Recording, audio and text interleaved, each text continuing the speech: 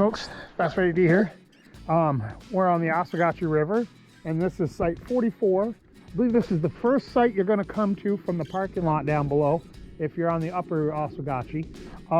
This isn't much of a site. It's a place to stop. I mean, it's 2 miles up, so you know, if you got here late, you could get here. There's a couple of places to put tents.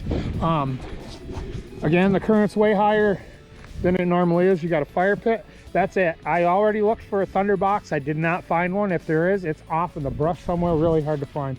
One thing is nice about this site is right here is got an insane view.